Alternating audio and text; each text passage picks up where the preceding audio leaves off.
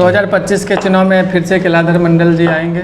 क्या अंकित जी आपको लगता है कि आपके जो संतोष कुशवाहा एमपी है वो 10 साल से रहे, आपने उनका काम भी गिनाया, तो आपको नहीं लगता है कि 10 साल जनसंपर्क के लिए बहुत होता है? तो आपको नहीं लगता है कि 10 साल जनसंपर्क के लिए काफ़ी है? छात्र जदयू को ज्वाइन करने का सबसे बढ़िया तरीका और सरल तरीका बताइए, जो छात्र जदयू को पसंद करेंगे इस वीडियो के बाद और जुड़ना चाहेंगे तो वो कैसे कांटेक्ट करेंगे आपको?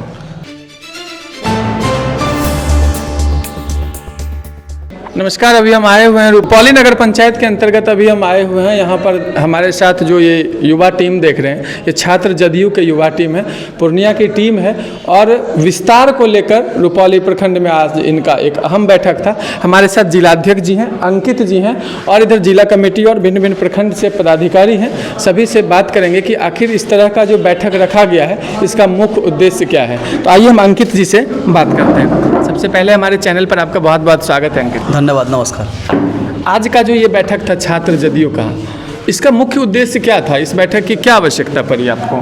देखिए, ये बैठक निरंतर मेरा प्रखंड वाइज जब से जिलाध्यक्ष का हमको कमान मिला, हमारे जो साथी हैं, भाई हैं, सभी के सहयोग से हम जिलाध्यक्ष बने, तब से मेरा एक ही उद्देश्य था कि संगठन के लिए कुछ करना है और संगठन के लिए कार्य करना है। तो हम स्टार्ट किए। पहला मेरा एक कार्य चला छात्र समस्या निवारण दरबार।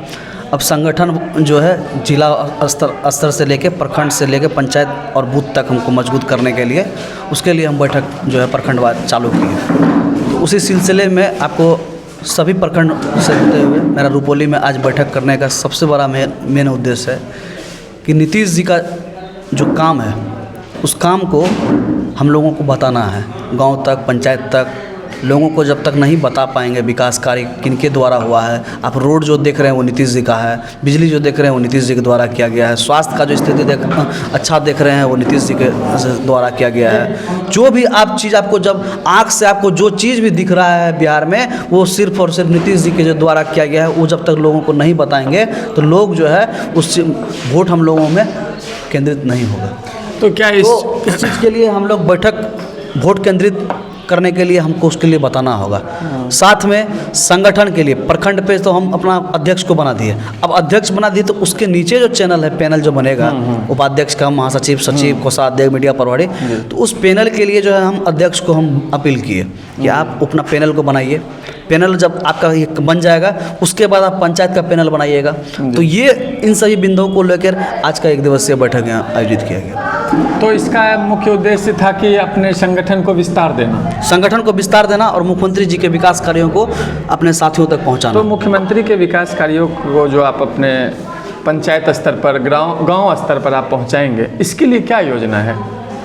किस स्तर से आप पहुंचाएंगे? देखिए, हम छात्र के जिलाध्यक्ष हैं, तो छात्र के जिलाध्यक्ष के होने के नाते छात्रों से जो रिलेटेड जो उनके द्वारा काम हुआ है, चाहे वो लड़कियों के लिए प्रोत्साहन राशि है 50,000 रुपया, पहले 25,000 मिलता था पास करने पे ग्रेजुएट लड़की को, अब 50,000 मिलता। पहले इंटर में 15,000 मिलता था लड़की को पास होने पे, अब 25,000 मिलता है। उसी तरह से यूजी से लेके पीजी तक फ्री नामांकन, SC ST छात्र, बॉयज और हर एक ऑल कैटेगरी, कोई भी जात हो, अगड़ा हो, पिछड़ा हो, दलित हो, महादलित हो, उस अल्पसंख्यक को, हर एक समुदाय के लड़कियों के लिए जो नीतीश जी के द्वारा फ्री में शिक्षा है, यूजी से पीजी तक जो नामांकन फ्री है, उसके लिए, और युवाओं के लिए जो उद्यमी योजना चल रहा है, 10 लाख आप लीजिएगा तो 5 लाख माफ़, और 5 लाख जब बिजनेस को आप इस्टेब्लिश्ड होता है, कुछ समय उनका टर्म्स ऑफ ड्यूरेशन रहता है, उसके बाद आपका जो वो किस्त जो है वो चालू होता है। तो इन सभी बात जिससे कि युवा को लाभ क्या क्या मिल रहा है, क्या क्या योजना है, ये बताना। स्टूडेंट क्रेडिट कार्ड, पहले गरीब छात्र जो है वो पढ़ पाते थे, बीटेक उटेक में देखते थे कि कॉलेज वॉलेज का, अब बीटेक में इतना डिमांड है कि अब इंट्रांस टेस्ट होता है, इंट्रांस होता है, लिखित होता है, इंटरव्यू होता है, तब आपका एडमिशन होता है। तो इस सब डिमांड कैसे बढ़ेगा किसी भी चीज़ का? शॉर्टेज कब होता है? जब ज़्यादा डिमांड होगा तब शॉर्टेज होता है। उसी तरह से डिमांड जब हाई हुआ बीटेक में एडमिशन के लिए, LLB में एडमिशन के लिए, पीजी में, पहले पोस्ट ग्रेजुएट आदमी कम करता था, जो करता था तो समझता था कि नहीं बहुत पढ़ा लिखा है, शिक्षित है। अब तो पोस्ट ग्रेजुएट हर कोई करता है नीतीश जी के समय में, क्योंकि पढ़ने का ललक जगह, उनको आर्थिक मदद मिला। जब आर्थिक मदद मिलेगा तो पढ़ने में भी जो रुचि बढ़ेगा, तो वही चुनाव में लेकर अंकित जी अगर बात करें तो छात्र जदयू का चुनाव के दौरान क्या प्रतिक्रिया रहता है? क्या आप इसमें अपना सहभागिता देते हैं? देखिए, चुनाव जो है वो हमारे जनता दल यू के हम एक अंग हैं। बिल्कुल। और नीतीश जी के जो है उनके द्वारा जो मेहनत और समर्पण और उनके जो खून पसीना का जो बना हुआ पार्टी है, उनके हम लोग एक अंग हैं। बिल्कुल। और उस अंग होने के नाते शरीर में एक अंग, जो भी अंग है शरीर में, उस अंग का हर एक अंग का अपना अपना काम है। चाहे वो नाक हो, कान हो, आँख हो, सबका एक अलग अलग एक काम है। उसी तरह से जनता दल यू एक मेन मेरा विंग है, बिल्कुल, बैकबोन है।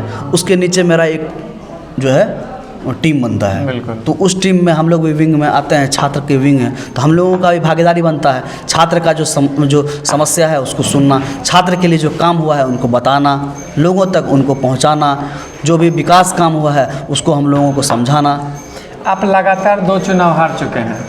एक लोकसभा का चुनाव, आप सिटिंग MP थे यहाँ के, और आपका विधानसभा चुनाव, वो भी आप सिटिंग MLA थे यहाँ के। 2 चुनाव लगातार एक ही साल में हार गए हैं। इसका मुख्य कारण आपको क्या लगता है? देखिए, मुख्य कारण सबसे बड़ी बात है कि 10 साल में, एक बात तो जान लीजिए कि 10 साल में जो विकास हुआ पूर्णिया लोकसभा में, 10 वर्षों में जो भी चीज़ पूर्णिया में आप बड़ा काम देख रहे हैं, वो सिर्फ और सिर्फ 10 वर्षों में माननीय पूर्व सांसद श्री संतोष कुशवाहा जी के कार्यकाल में हुआ। तो जनता को ये जो अभी के जो प्रत्याशी थे, वो अपना, चाहे वो मगरमच्छ का आंसू से हो, वो किसी भी तरह का बरबोलापन में जो भी है, बिल्कुल, उस तरह से उन्होंने जनता को दिग्भ्रमित किया। लेकिन जो हम लोगों का हार तब हुआ, कहीं ना कहीं हम लोगों का मेहनत में कमी रह गया हो। हम लोग सही समय पर हम लोग जनता के पास नहीं पहुंच सके हों, इसलिए हम लोग समझते हैं कि इसलिए हम लोगों का हार हुई होगी। नहीं तो जो काम हम लोगों के जो द्वारा, हम लोगों के प्रतिनिधि के द्वारा किया गया, उसमें हम लोगों का हारने का सवाल तो छोड़ दीजिए, हम दूर दूर तक हम लोगों के कैंडिडेट के सामने में कोई नज़र नहीं आता है। क्या अंकित जी, आपको लगता है कि आपके जो संतोष कुशवाहा MP हैं, वो 10 साल से रहे, आपने उनका काम भी गिनाया, तो आपको नहीं लगता है कि 10 साल जनसंपर्क के लिए बहुत होता है? उनको 10 साल में जनसंपर्क करना चाहिए। और ये जो मुख्य कारण अभी आपके प्रदेश उपाध्यक्ष जी भी बता रहे थे कि जनसंपर्क के कारण मैं हार गया, और अभी आप बताएं कि संतोष कुशवाहा जी में भी कहीं ना कहीं जनसंपर्क की कमी रही, तो आपको नहीं लगता है कि 10 साल जनसंपर्क के लिए काफ़ी है? गांव-गांव, मोहल्ला-मोहल्ला घूमा जा सकता है। देखिए, सबसे बड़ी बात है क्या कि एक जनप्रतिनिधि होने के नाते वो हर एक जगह जाने का हर कोई चाहता है, हर एक जगह। अभी हम ही एक जिला अध्यक्ष हैं, तो सबसे बड़ी बात फैक्टर है कि लोगों को समझना होगा। बिल्कुल।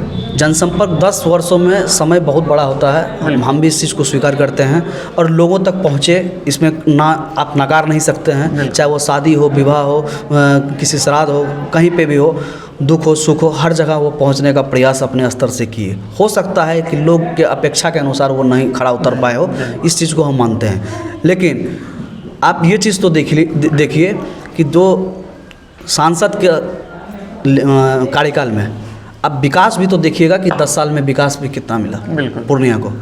पूर्णिया में विकास से अब विश्वविद्यालय नहीं था, विश्वविद्यालय के लिए हम लोगों को भूपेंद्र नारायण मंडल विश्वविद्यालय जाना पड़ता था, पासपोर्ट कॉलेज नहीं था, इंजीनियरिंग नहीं था, कृषि महाविद्यालय नहीं था, क्षेत्रीय कार्यालय बिहार इंटरमीडिएट का नहीं था, मेडिकल कॉलेज नहीं था। तो ये सब 10 वर्षों में ही हुआ है। तो जनता का कहीं ना कहीं हो सकता है उम्मीद पे हम लोग खड़ा नहीं उतर पाए हों, ये भी हार का कारण हो सकता है। विधानसभा चुनाव की बात अगर करें तो आपकी विधायिका 25 साल से हैं, सरकार में हैं, चीफ मिनिस्टर 25 साल से हैं, चाहे अलायंस में रहे हों या अकेले रहे हों, लेकिन फिर भी आपका काम किया हुआ था यहाँ पर। 25 वर्षों में आप यहाँ के सिटिंग MLA थे, फिर भी विधानसभा की भी वही स्थिति रहती है। 10 वर्ष में भी काम किया, फिर भी वही स्थिति, 25 वर्ष तक लगातार काम किया।